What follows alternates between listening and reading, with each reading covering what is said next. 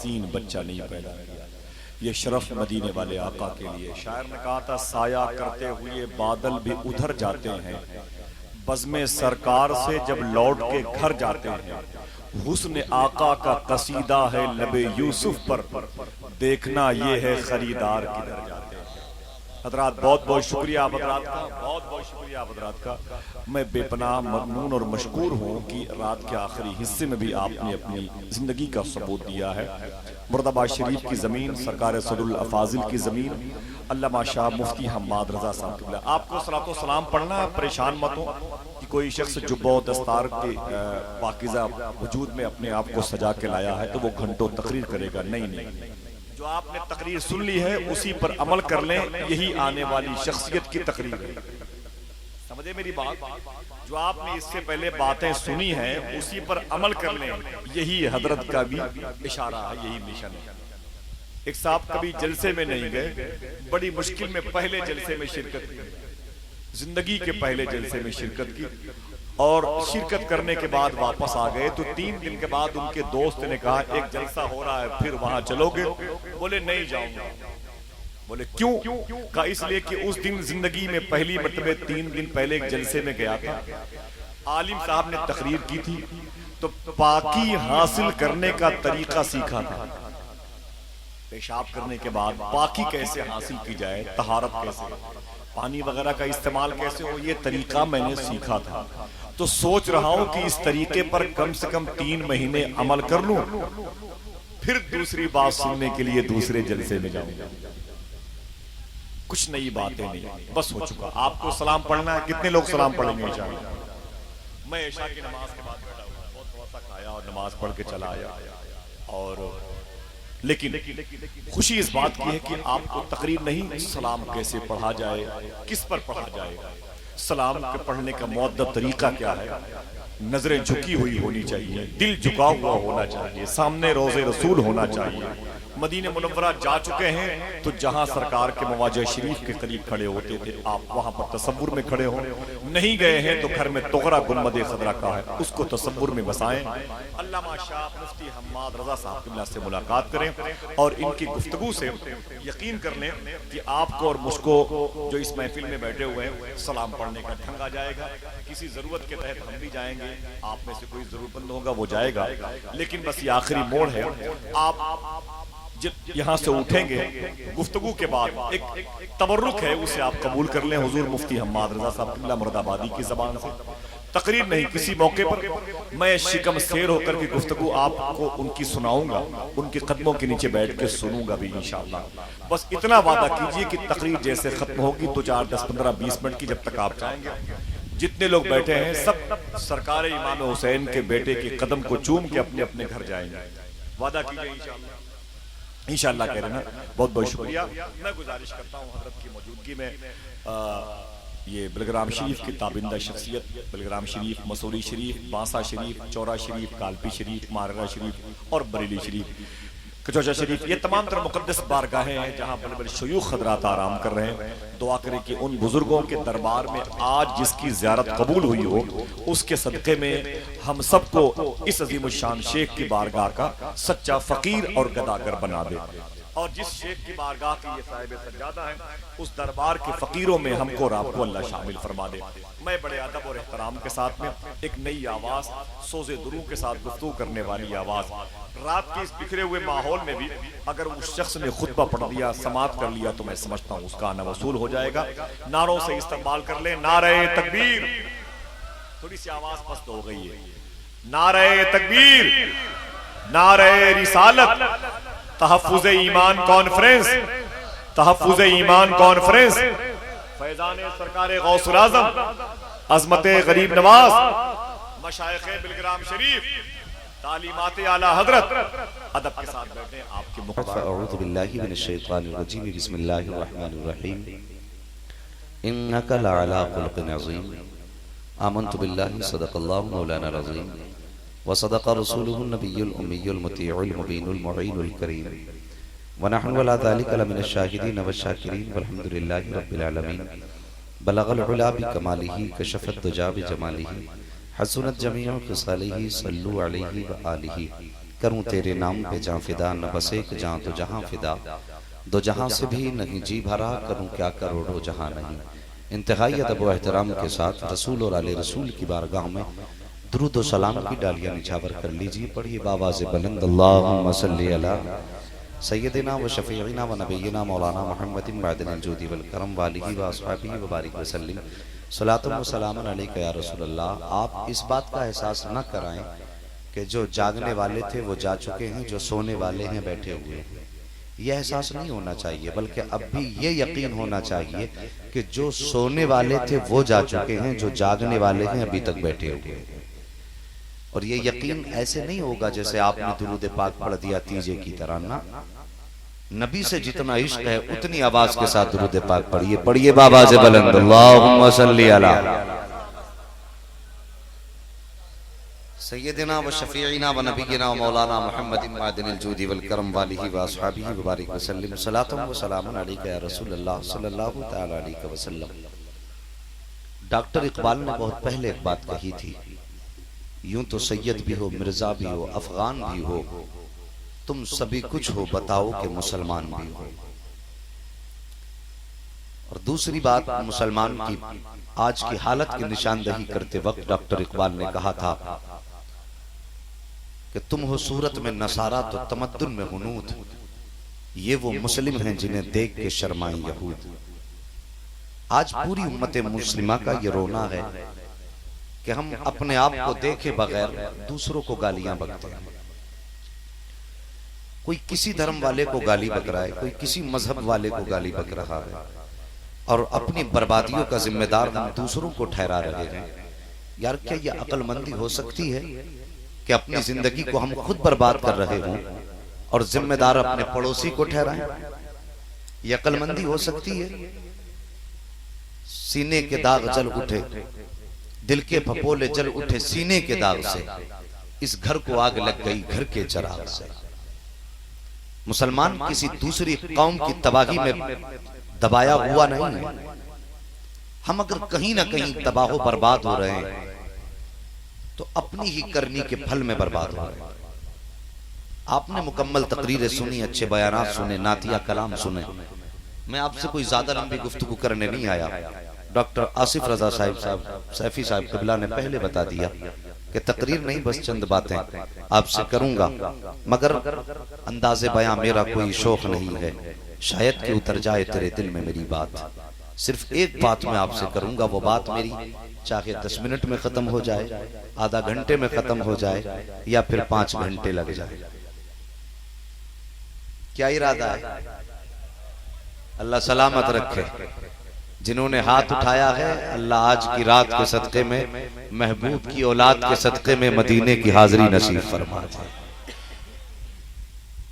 ماشاءاللہ، بس چند باتیں آپ سے کروں گا، اور چند باتوں کا ایک ہی بات نچوڑ ہوگی، آخر ہم کہاں غلط ہیں، کس جگہ ہمارے قدم بہکے ہیں۔ سب سے بڑی چیز اور اہم بات میں آپ سے کرنا چاہتا ہوں، ہم نے اپنے مکان کے بارے میں غور کیا کہ ہمارے مکان کو کس کلر کی ضرورت ہے، ہم نے وہ پینٹ کر دیا۔ اپنے گھر کی لمبائی چوڑائی کو دیکھ کر کے ہم نے اے سی ڈکلیئر کر دیا کہ یہاں پہ 1 ٹن کا اے سی کام کرے گا، یا 1.5 ٹن کا اے سی کام کرے گا، 2 ٹن کا اے سی کام کرے گا، 2.5 ٹن کا اے سی کام کرے گا۔ اسکوائر فٹ دیکھا، ہم نے اے سی سلیکٹ کر دیا، ہمیں یہ اے سی چاہیے۔ گھر کی ضرورتوں کو دیکھا تو ہمیں پانی کی کتنی ضرورت ہے، ہم نے اس کے لیے اتنا ہی بڑا بورنگ کرایا، سمر لگوایا، جتنے پانی کی ضرورت اتنے انچ کا پائپ ڈلوا دیا۔ ہم ہر چیز پہ غور کرتے رہے۔ اپنے لباس کو دیکھا، ہم پہ کپڑا کون سا اچھا لگے گا، ہم نے گرسائے گنج کی مارکیٹ جا کر کے اچھا کپڑا بھی خرید لیا۔ جب ہم اپنی رشتہ داری میں جانے لگے تو ہم نے یہ غور کیا ہمارے پیر میں جوتا کون سا اچھا لگے گا، ہم نے قیمتی جوتا بھی خرید لیا۔ یار جسم کو سجانے کے لیے آپ نے اتنی چیزیں خرید ڈالی، اے سی آپ نے خریدا، پینٹ آپ نے خریدا، اینٹ آپ نے خریدی، زمین آپ نے خریدی، کیا کیا آپ نے نہ خریدا تاکہ آپ کی زندگی بہتر ہو سکے۔ ایمان ایمانداری کے ساتھ بتانا کیا تم نے اس کے بارے میں بھی کچھ غور کیا کہ ہمارے آخرت کا انجام بھی کچھ بہتر ہو سکے؟ کیا تم نے اس کے بارے میں بھی سوچا کہ ہماری روح کا پینٹ کیا ہوگا، قبر کی روشنی کا انتظام کیا ہوگا، حشر کی گرمی میں کون سا اے سی کام آئے گا؟ کیا ابھی ہم نے اس بارے میں کبھی سوچا؟ ہم کبھی نہیں سوچتے۔ ہمیں اگر وقت ملتا ہے تو پڑوسی کی عمارت دیکھ کر کے بد دعائیں کیا کرتے ہیں، اپنے بھائی کی ترقی کو دیکھ کر کے حسد کے مارے جلنے لگ جاتے ہیں۔ بس یہ نہیں سوچتے اللہ اس کو ترقی دے رہا ہے تو 2 رکعت پڑھ کے یہ دعا کریں، اللہ جس طرح تو میرے بھائی کو اونچا کر رہا ہے مجھے بھی ترقی کا کوئی راستہ عطا فرما دے۔ کبھی یہ نہیں کرتے، اگر خیال آتا ہے تو کہتے ہیں وہ کون سا طریقہ ہے جس طریقے سے یہ زمین میں گھس جائے، وہ کون سا راستہ نکلے گا جس سے یہ غربت کی دہلیز پہ جا کے گر جائے۔ پھر ہم اس نتیجے پہ پہنچتے ہیں کہ اپنے بھائی کی مخالفت پہ اتر آ جاتے ہیں، اپنے بھائی کی مخالفت کر کے اس کو سوسائٹی میں ذلیل کرتے ہیں اور آگے قدم بڑھاتے ہیں تو اس کو پولیس پرشاسن سے اس کی مخالفت کر کے اس کو زمین میں دبانے کی کوشش کی جاتی ہے۔ میں آپ سے پوچھنا چاہتا ہوں، تم نے کلمہ تو مدینے والے کا پڑھا ہے، اسی کے ہاتھ سے حوض کوثر کا جام پینے کے دعوے کیے کرتے ہو، کبھی اس کے اخلاق کو قریب سے سمجھنے کی کوشش کی ہم نے؟ اپنے بھائیوں کو تباہی کی دہلیز پر چھوڑنے والوں، تم نے اس پیغمبر کی سیرت کو قریب سے کیوں نہ جانا؟ تم اپنوں کے خلاف ہو گئے ہو، قسم سے کبھی اس نے دشمنوں کے لیے بد دعا نہیں کی تھی۔ تم اس رسول کا کلمہ پڑھنے والے ہو جس کو لوگ پتھر مار رہے تھے تو مسکرا کر کے ان کے حق میں دعا فرما رہا تھا، جب اس کے راستے میں کانٹے بچھائے جا رہے تھے تو میرا نبی مسکرا کر کے پیر کے تلووں سے کانٹے نکال رہا تھا۔ تمہیں کس نے بتا دیا ہے کہ تمہاری کامیابی مکان کے اچھے ہونے میں ہے؟ تمہیں کس نے بتا دیا ہے کہ تمہارا مکان چمکے گا تب لوگ تمہیں عزت کریں گے؟ قسم خدا کی کھا کے کہتا ہوں لوگوں، اللہ کی قسم اٹھا کے کہتا ہوں، دنیا کے اندر عمارتیں کتنی بھی بلند کرا لو تمہارے رتبے بلند نہیں ہو سکتے ہیں۔ اگر رتبوں کی بلندی چاہتے ہو تو مکان چھوڑو، مصطفیٰ کا کردار اپنانا شروع کر دو، آقا کی سیرت اپنانا شروع کر دو اور یہ تمنا کر لو کہ جس طرح مصطفیٰ چلتے تھے اسی طرح چل کے زمانے کو دکھانا ہے، جس طرح مصطفیٰ کھاتے تھے اسی طرح کھا کے زمانے کو دکھانا ہے۔ جس دن تمہارا یہ کردار ہو جائے گا، جس دن تمہارا یہ طریقہ ہو جائے گا، اللہ کی قسم کھا کے کہتا ہوں جو دنیا آج تمہیں مٹانے کی کوشش کر رہی ہے اور کسی حد تک کامیاب بھی ہوتی نظر آ رہی ہے، جس دن تم نے عشق مصطفیٰ کا پین اپنے دل پہ کر لیا ہے، دنیا کی کوئی طاقت تمہیں زمین پر نہیں گرا سکتی ہے، بلکہ عالم یہ ہوگا کہ دنیا کے سامنے تم دبانگے دعال کہو گے کہ دشت تو دشت ہے، دریا بھی نہ چھوڑے ہم نے، پیر ظلمات میں دوڑا دیے گھوڑے۔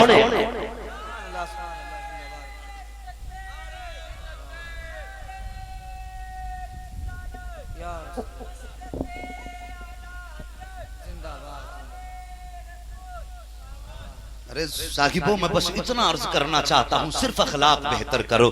آج ہمارے اخلاق بہت گر چکے ہیں، میں کس کو کیا کہوں، ہمارے درمیان کے اخلاق اتنے گر چکے ہیں، اگر کوئی بڑا آ جائے تو چھوٹا جگہ دینے کے لیے نہیں اٹھتا ہے، اسے لگتا ہے کہ میری شان کم ہو جائے گی۔ اگر چھوٹے کے سامنے بڑے کے سامنے چھوٹا آئے تو پھر اس کا عالم ہی کچھ اور ہوتا ہوگا۔ کبھی مصطفیٰ کے کردار کو ہم نے نہیں پڑھا ہے، کبھی آقا کی سیرت کو سمجھنے کی کوشش نہیں کی ہے۔ ہم تو یار ایک امتی ہیں، نبی کی بارگاہ میں صحابی آتے ہیں، جب آئے نا صحابی مسجد مکمل بھر چکی ہے، مسجد مکمل بھر چکی ہے، وہاں جگہ باقی تھی جہاں پر صحابہ اکرام کے جوتے رکھے ہوئے تھے۔ میرے نبی نے اپنی مزمل والی چادر، میں نبی کی بات کرنے لگا ہوں، تیرا میرا کپڑا کیا اوقات رکھتا ہے، اس کی حیثیت کیا ہے؟ یہ 60 روپے کے میٹر والا کپڑا اگر 1000 روپے میٹر کا بھی خرید لو تو اتنی شان والا نہیں ہو سکتا جتنا میرے نبی کے بدن سے لگنے والا کپڑا شان والا ہے۔ مصطفیٰ نے مزمل والی چادر اپنے صحابی کی طرف پھینکی، کہا لو اس کو بچھا کر کے اس پہ بیٹھ جاؤ۔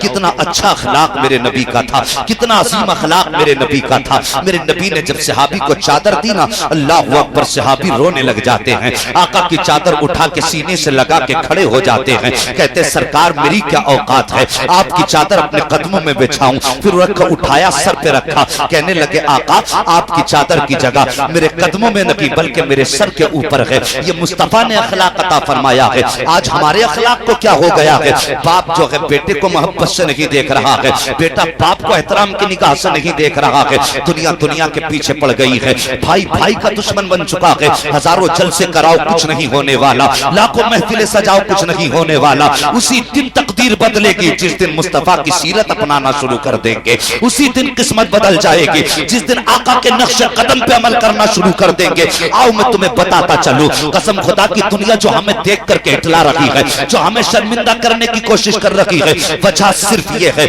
हमने मुस्तफा का किरदार भुला दिया है, हमने आका का तरीका छोड़ दिया है। डॉक्टर इकबाल ने कहा था तरीके मुस्तफा को छोड़ना है वजह बर्बादी, इसी से कौम दुनिया में हुई बेइख्तिदार अपनी। आखिर मेरे मुस्तफा का किरदार क्या था? ओ अमीरों और दौलत वालों, आओ मैं तुमसे पूछना चाहता हूँ, जब तुम्हारी बस्ती में ईद का दिन आता होगा, कितने यतीम बच्चे अपनी माओ से नए कपड़ों की ख्वाहिश करते होंगे, लेकिन माए गुर्बत की बुनियाद पर बेटों के सर पे हाथ रख के सिर्फ इतना कहती होंगी, बेटे इस बार ये लिबास पहन ले, आइंदा ईद को नया लिबास पहना दिया जाएगा। यार मैं तुमसे पूछना चाहता हूँ, आपके बेटे तो 10,000 के कपड़े पहन सकते हैं, लेकिन गरीब का बेटा 200 रुपए का कपड़ा नहीं पहन सकता। आपके बेटे ईद के दिन हजारों खुशियां मना सकते हैं, लेकिन एक गरीब का बेटा ईद के दिन चौराहे पर जाकर के अपनी जरूरत के लिए जरूरत का सामान बेच रहा है। क्या ईद सिर्फ तेरे बेटे के लिए आती है? एक गरीब के बेटे के लिए ईद नहीं आती है। तुम अपनी खुशियां मना करके समझते हो ईद हो गई है, मेरे बेटे ने नए कपड़े पहन लिए हैं,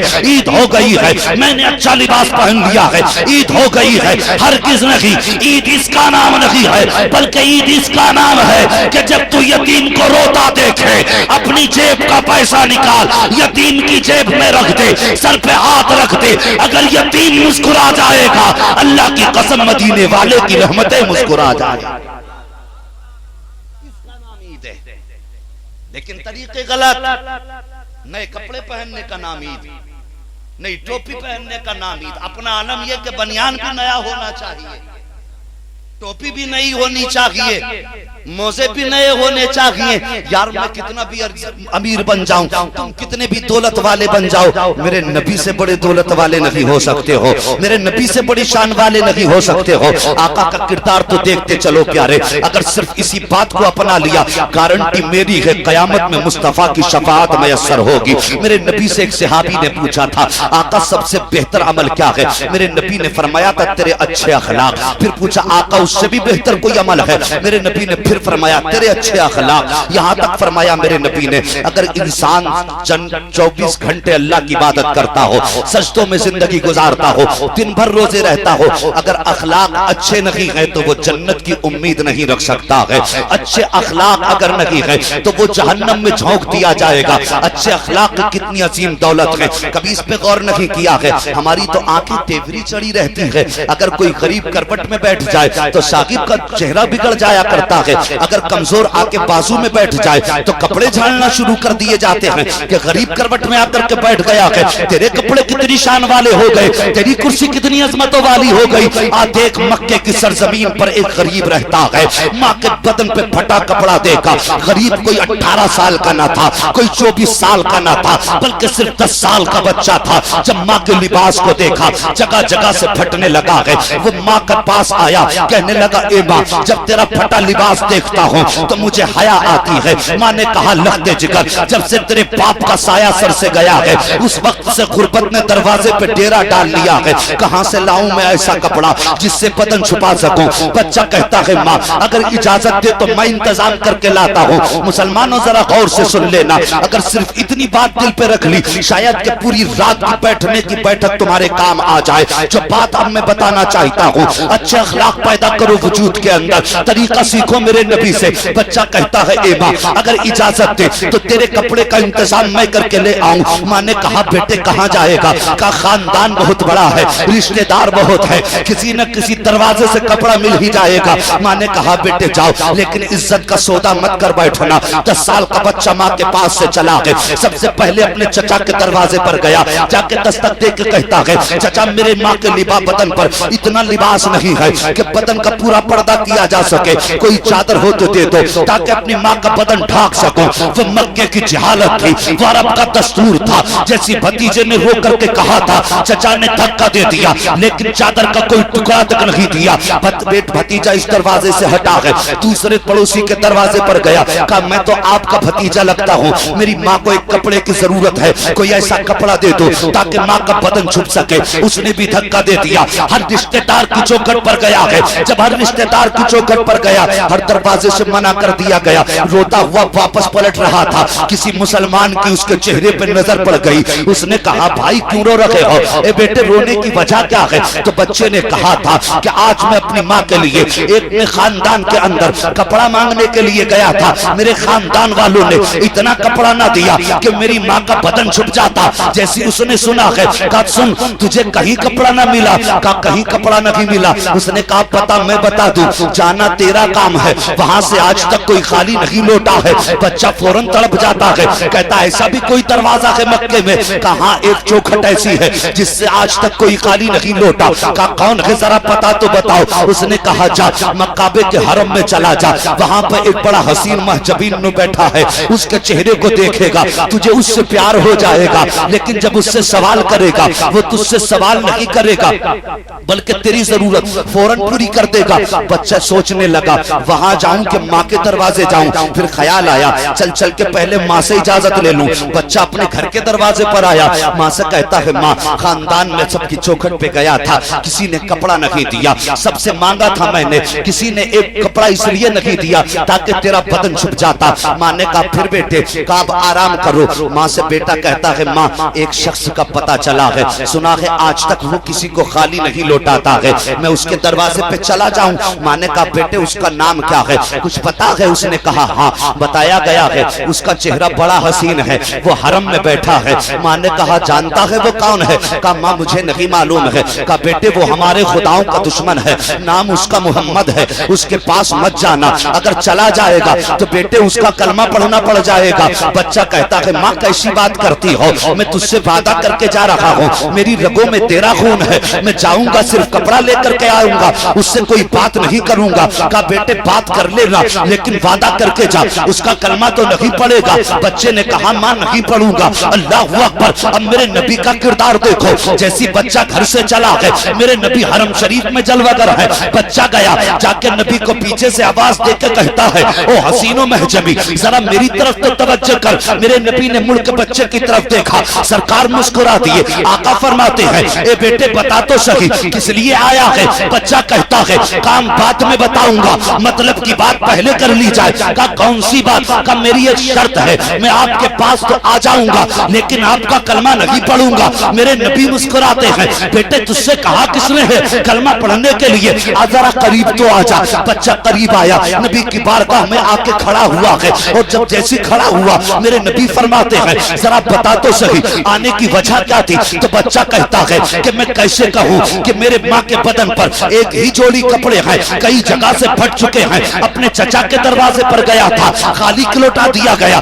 خاندان والوں کے دروازے پہ گیا تھا, خالی لوٹا دیا گیا. اب آپ کے دروازے پہ اس لیے آیا ہوں, میں نے سنا ہے کہ آپ کی چوکھٹ سے کوئی خالی نہیں جاتا ہے. میرے نبی نے اتنا سنا, مزمل والی چادر جو نبی کے کاندھے پہ رکھی تھی اتار کر کے اس بچے کو حوالے کی, فرمایا جا اپنی ماں کا ستر چھپا دے. اب جب بچہ لے کر کے چلا ہے, جا رہا ہے گھر کی طرف, پلٹ کے دیکھ رہا ہے مصطفیٰ کی طرف, ایک قدم ادھر بڑھا رہا ہے, ایک نظر مصطفیٰ پہ ڈال رہا ہے, دوڑ کر کے ماں کے قریب پہنچا ہے اور جا کے کہا ماں لے تیرے لیے چادر لے کر کے آ گیا ہوں. کہا کس سے لایا ہے؟ کہا محمد سے لے کر کے آیا ہوں. کہا بیٹے کہیں اس نے کلمہ تو نہیں پڑھایا؟ کہا ماں کلمے کی بات کرتی ہے, اس نے تو پوچھا تک نہیں ہے کہ کلمہ پڑھنا ہے کہ نہیں پڑھنا ہے, میں نے پہلے ہی انکار کر دیا تھا, وہ راضی ہو گیا. کہا ماں اس نے چادر دے دی ہے. کہا بیٹے تجھ سے کچھ پوچھا؟ کہا مجھ سے کچھ نہیں پوچھا, جیسی میری بات سنی فوراً چادر اتار کے دے دی. جیسی ماں نے اتنا سنا ہے چادر اٹھائی ہے اور سر پہ رکھ کے کہتی ہے اے بیٹے صرف چادر لے کے آ گیا ہے, اس کا دامن پکڑ کے کیوں نہیں لایا ہے؟ اب صرف چادر نہیں چاہیے, قیامت تک کے لیے محمد کا دامن بھی چاہیے.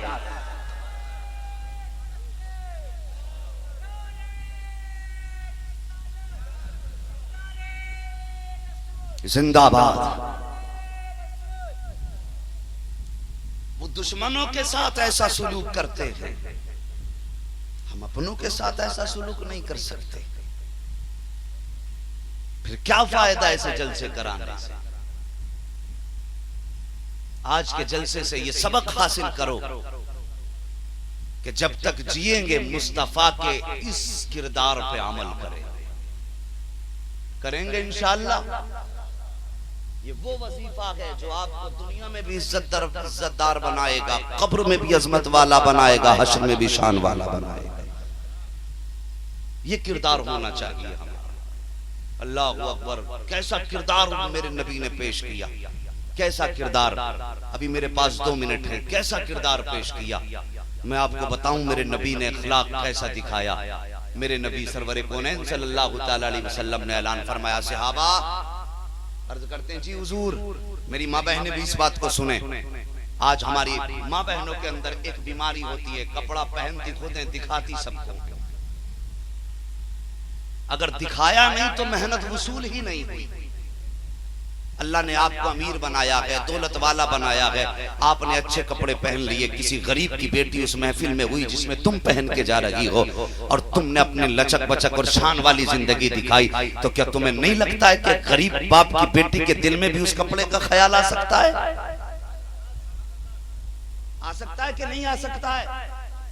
اگر اس بیٹی کے دل میں خیال آیا میں بھی اپنے باپ سے کہہ کر کے ایسے کپڑے منگاؤں گی، اور اس نے اپنے باپ سے کہا ابا مجھے بھی وہ والا کپڑا چاہیے جو فلاں کی بیٹی نے پہنا تھا، اور باپ نے اپنی غربت کی بنیاد پہ بیٹی کا کہنا پورا نہ کیا، تو تمہیں کیا لگتا ہے وہ باپ اپنی بیٹی سے شرم کی وجہ سے آنکھیں ملا پائے گا؟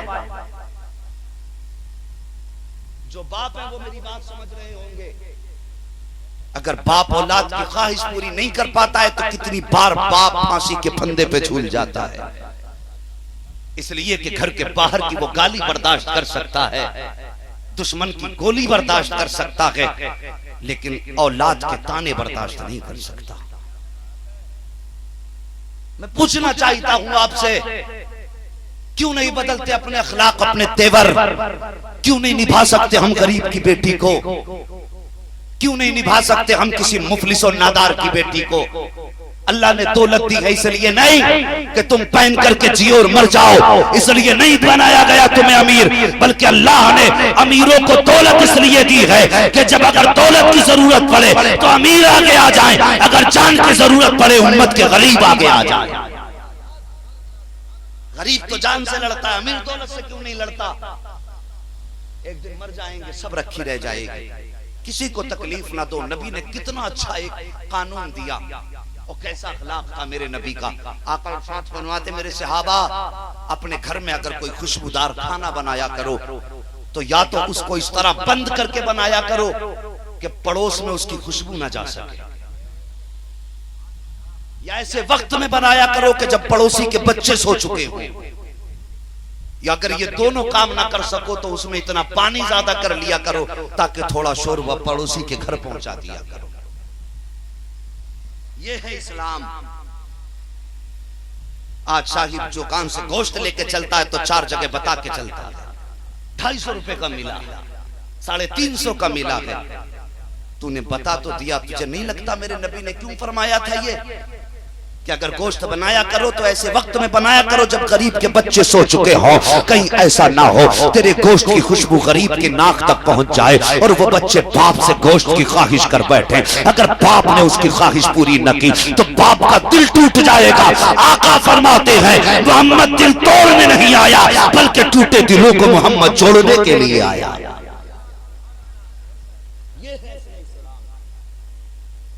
یہ اصل اسلام ہے۔ وہ کون سا کردار تھا میرے نبی کا؟ مکے والے دن میں پتھر مارتے ہیں، رات کو گالیاں بکتے ہیں، چلتے ہیں تو کانٹے بچھاتے ہیں، اور اسی نبی کے گھر میں جس کے آگے کانٹے بچھائے جاتے ہیں، پتھر مارے جاتے ہیں، اگر اچھا کھانا بن جاتا ہے، کبھی کبھار تو کھانا بنتا تھا 4 دن میں، اور نبی کے گھر میں گوشت بنتا تھا، میرا نبی پیالی میں لے کر کے دشمن کے دروازے پہ جاتا تھا، دشمن کے دروازے پہ سرکار جاتے تھے، کنڈی کھٹکھٹاتے تھے، کہا کون؟ کہا محمد آیا ہے، کہا تمہارے لیے دروازہ نہیں کھولا جائے گا، ہم تمہارا دین نہیں مانیں گے۔ جیسے اتنا کہتے تھے قسم سے میرے نبی کا جملہ سنو دل تڑپ جائے گا۔ آقا فرماتے تھے تھے سنو میں تمہیں دین کی تبلیغ کرنے نہیں آیا, میں تمہیں کلمہ پڑھانے نہیں آیا, بلکہ صرف اس لیے آیا ہوں تم میرے پڑوسی ہو, میرے گھر کے قریب بستے ہو, تم پتھر مارتے ہو مجھے کوئی اعتراض نہیں ہے, گالیاں بکتے ہو کوئی اعتراض نہیں ہے, تم کانٹے بچھاتے ہو خوب بچھانا, لیکن آج دروازہ کھول دو. جب وہ پوچھتے تھے کس لیے, میرے نبی فرماتے تھے آج میرے دسترخوان پہ گوشت بنا رکھا تھا, جب میں کھانے کے لیے بیٹھا مجھے تمہارا خیال آ گیا, میں پیالی میں لے کر کے آ گیا ہوں, دروازہ کھولو, میں اپنے پڑوسی ہونے کا حق ادا کر کے لیے آیا ہوں. تاریخ گواہ ہے یہ کردار تھا, جب دروازہ کھلتا تھا تو صرف سالن نہیں جاتا تھا بلکہ ہاتھ مصطفیٰ کے ہوتے تھے, توفیق خدا کی ہوتی تھی, دین مدینے میں پہنچنے لگ جایا کرتا تھا. یہ کردار تھا میرے نبی کا, اور جس دن یہ کردار ہمارا ہو گیا سمجھ لینا پھر ہمیں دنیا میں کوئی نیچا نہیں کر سکتا, کوئی نیچا نہیں کر سکتا.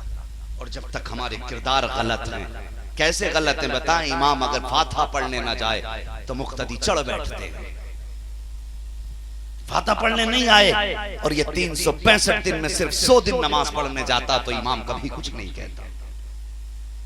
اگر امام نے یہ شرط لگا دی کہ جتنے بالغ ہیں سب کو پڑھنی پڑے گی ورنہ تنخواہ ڈبل لوں گا, تو کیا کرو گے؟ امامی رکھنا بند کر دو گے یا گاؤں میں رہنا چھوڑ دو گے؟ ہم 365 دن غیر حاضر رہتے, امام ایک ٹائم اگر کسی کے فاتحہ پڑھنے نہ جائے تو وہ ناراض.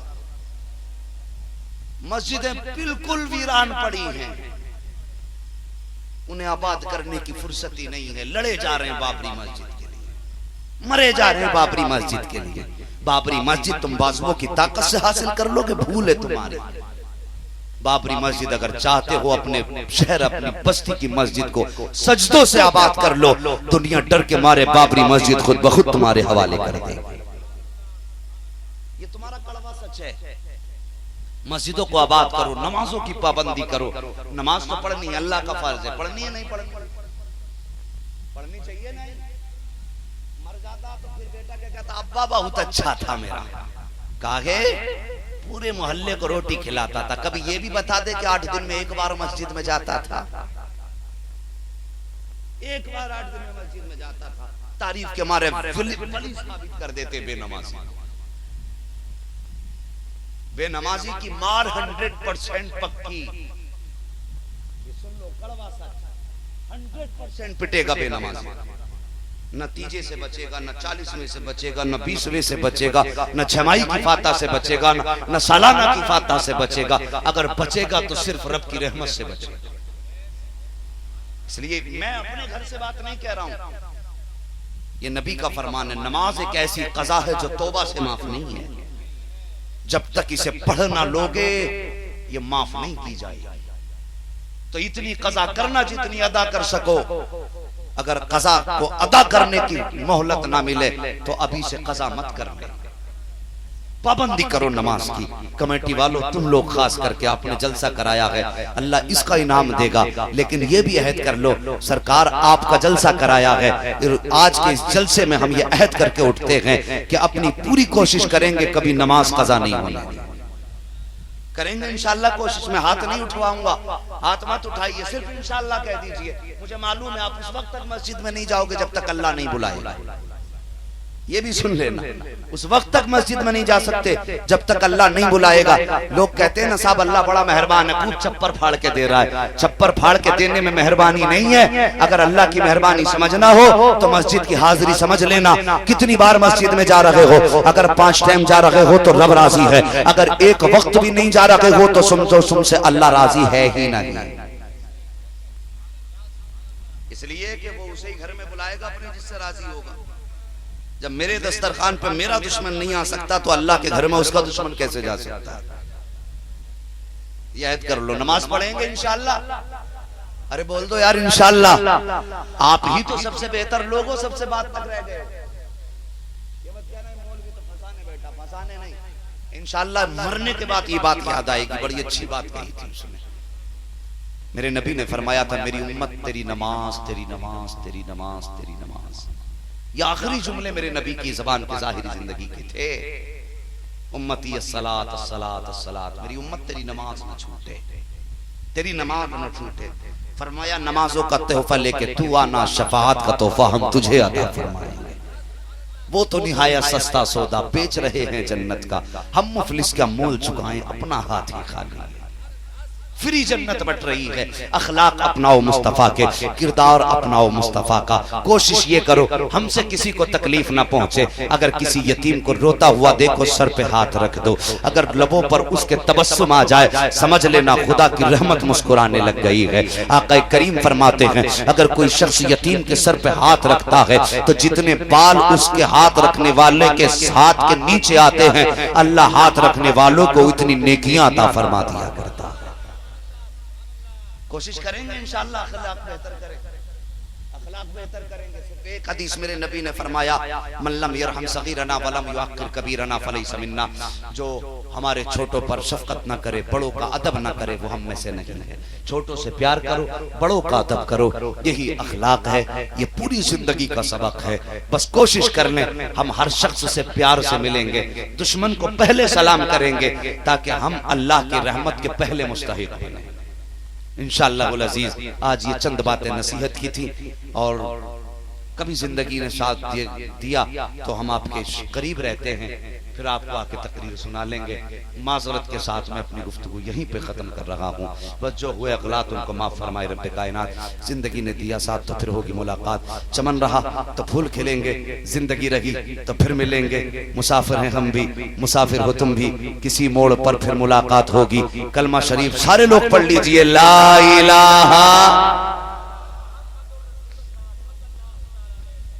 ابھی نہیں پڑھیں گے کلمہ، میں پھر تقریر شروع کر دوں، مانو گے نہیں؟ زور سے پڑھ لو، لا الہ